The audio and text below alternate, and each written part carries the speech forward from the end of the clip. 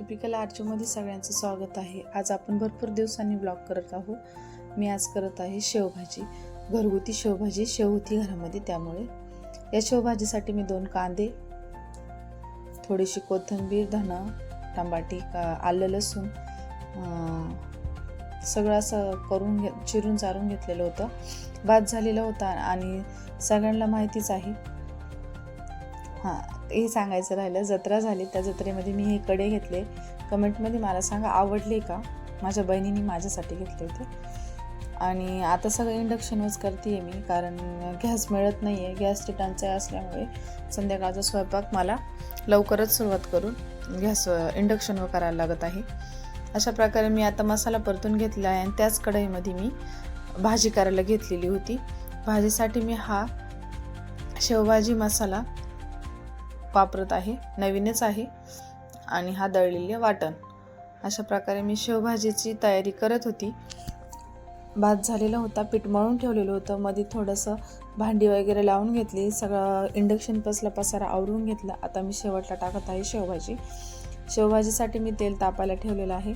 जिरे मोहरीला मस्त तडतडून देत आहे। ते दोन्ही तडतडून लाल मिरची, थोडासा मसाला, तरीची मिरची आणि हळद, अशा माझ्यात सगळे मसाले थोडे थोडे वापरून मी वाटण घालत आहे। तुम्ही बघत जा, वाटण भरपूर झालं होतं। तर ती कढई स्टीलची असल्यामुळे ती हलती आहे आणि प्लस ती मध्यभागी जास्त लागती आहे, चिटकती आहे मसाला। त्यामुळे मला हलून थोडंसं हलून घेत आहे। तुम्ही बघू शकता कढई हलती आहे, कारण ती स्टीलची आहे आणि फुल तापमान म्हणजे इंडक्शन फुल होतं, त्याच्यामुळे ती हलत होती। मी कमी केलं।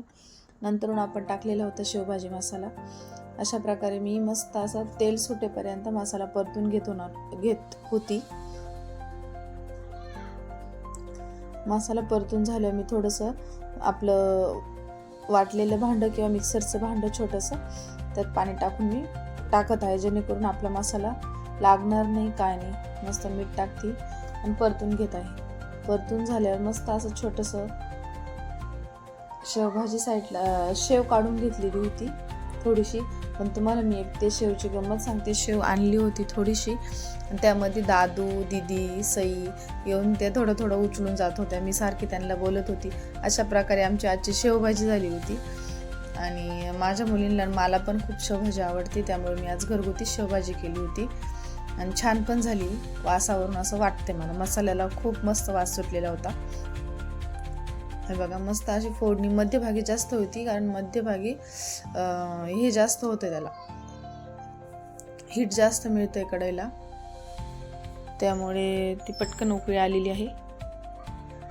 तेल सुटत आहे मसाल्याला, म्हणजे मसाला आपला परतत आहे। मसाला परतून झाल्या मी मस्त असं पाणी टाकून ती उकळून घेणार होती।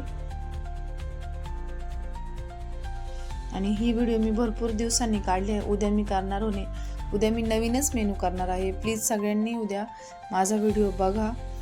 उद्याचा मेनू तुम्हाला आवडेल, सगळ्यांना एकदम घरगुती आणि लहान मुलांना आवडेल असा आहे।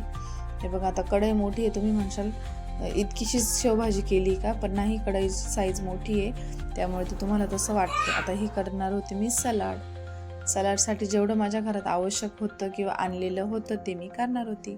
2 टमाटी, 1 बीट, लिंबू आणि 1 कांदा।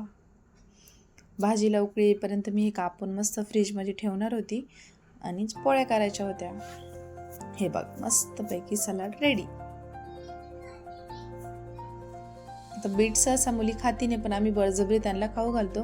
आणि टमाटी तर खाणं गरजेचंच आहे। आता उन्हाळ्यामध्ये टमाटी, काकडी झालं आणि त्याला जोडी आपलं मस्त टरबूज किंवा कलिंगड। आता ही माझी उकळी येत होती, मी थोडीशी वरतून शेव टाकून मी कढई साईडला ठेवून देणार होती आणि नंतर पटपट पोळ्या करणार होती, कारण मुलींना पण भूक लागली होती। घरी असल्यामुळे सुट्टी लागली त्यांना, त्याच्यामुळे दिवसभर त्यांचं खाऊ चालूच असते। अशा प्रकारे माझा आजचा व्लॉग होता। प्लीज कमेंटमध्ये मला सांगा कसा झाला आहे, आणि प्लीज मला लाईक, शेअर आणि सबस्क्राईब करा। नवीन असलेल्यांनी सबस्क्राईब करा। ह्या माझ्या इंडक्शनवरल्या पोळ्या। आता मी स्टीलचा तवा घेतल्यामुळे मला पोळ्या पण जमतात। आता इंडक्शनवर नवीन इंडक्शन घेतले तेव्हा त्या आपल्या साध्या तव्यावर पोळ्या येत नव्हत्या, पण आता या तव्यावर पोळ्या येतात। हे बघा, ही माझी शेवभाजी तुम्हाला वाटतं असेल ती पातळी नाही, ती नंतरून घट होणार आहे शेव टाकल्यावरती। हे माझी पोळी बघा कशी मस्त टम्म अशी फुगलेली आहे। फुटली. अशी मस्त पोळी फुगलेली होती आणि मी माझं पहिलं ताट, तुम्हाला माहीतच आहे नेहमीप्रमाणे ताट करून माझ्या सासूबाईंसाठी रेडी करत आहे. तुम्ही बघू शकता मी कसं ताट रेडी केलेलं आहे. मस्त कांदा, टमाटे, लिंबू, पीठ, 2 पोळ्या, तोंडी लावायला भात आणि आपली शेवटला शेवभाजी. आज काही सुकी भाजी मी केलेली नाही आहे, सलाड केलं आहे. त्यामुळे कशी वाटली माझी थाली, घरगुती थाली शेवभाजी, कमेंटमध्ये नक्की सांगा. लाईक करा, शेअर करा, सबस्क्राईब करा. टिपिकल आरचूमध्ये तुमचं स्वागत आहे. शुभरात्री.